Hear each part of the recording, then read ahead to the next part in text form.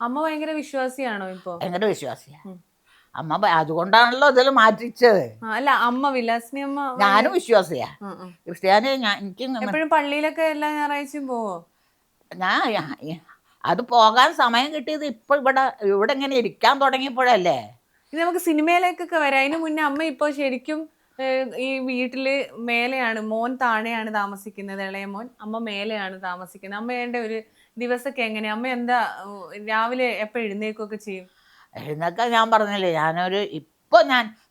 ഞാൻ ഷൂട്ടിന് പോയുമ്പോൾ 4 മണിക്ക് എഴുന്നേൽക്കും. 4 മണിക്ക് പോകുമ്പോൾ 5 മണിയാകുമ്പോഴേക്കും റെഡിയാവും. 6 മണിക്ക് വണ്ടി വരും, ഞങ്ങൾ കയറണം. അങ്ങാടിപ്പാട്ടിന് 6 മണിയാകുമ്പോഴേക്കും വണ്ടി വന്നു. അപ്പോൾ ഞാൻ തിരുവനന്തപുരത്താണ്. അവിടെ നിന്ന് ഞാൻ എത്തിയിട്ടില്ല.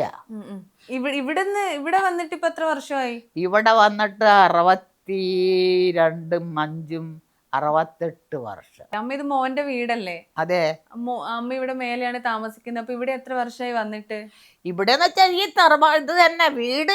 ഇത് മോന്റെ വീട്. അവൻ വലുതാക്കി. എൻ്റെ ഫാഷൻ അല്ല, അവന്റെ ഫാഷനിൽ ഇത് ചെയ്തതാ. ഞാൻ എൻ്റെ ഫാഷനിലൊക്കെ ചെയ്തിരുന്നു. ടെറസാക്കി. എനിക്ക് ടെറസ് ഉണ്ടാക്കണത് വേണമെങ്കിൽ ആഗ്രഹം. എൻ്റെ പുള്ളിക്ക് ഇഷ്ടമല്ല.